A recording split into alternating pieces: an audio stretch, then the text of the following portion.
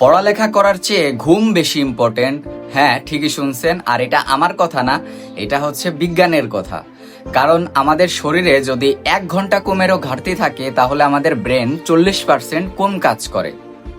আর 3টি বিষয়ের দিক দিয়ে ব্রেন কম কাজ করে, যেমন হচ্ছে মনোযোগ স্থির করা, কোনো কাজের প্রতি মনোযোগ দেওয়ার যে ব্যাপারটা আমাদের ব্রেন করে থাকে ওইটা কমে যায়।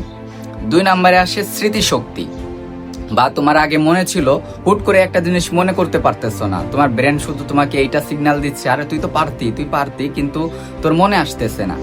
তো এই জিনিসটা কমে যায়, স্মৃতিশক্তিটা কমে যায়। আর 3 নম্বরে হচ্ছে সিদ্ধান্ত নেওয়া।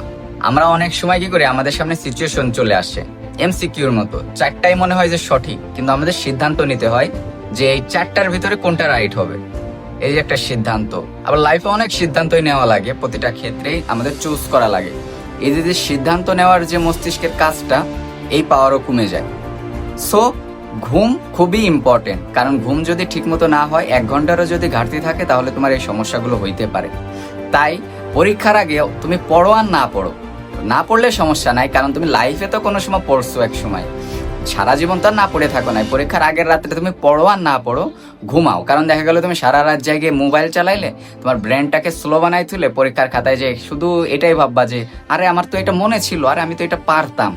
বা এমসিকিউ যখন তোমাকে 4টাই টিক দেখবা, হ্যাঁ রে এই 4টাই তো কমন মনে হইতেছে, এখন আমি দাগামো কোনটা? যেটার দিকে তাকাবে ওইটাই রাইট অ্যান্সার মনে হবে, কিন্তু যে দাগাইতে পারবা না, কারণ ওই যে চুজ করার ব্যাপারটা তোমার ব্রেন থেকে কমে গেছে। সো রাত্রে পড়তে বসো না বসো সমস্যা নাই, ঘুমাইও ঠিক মতো।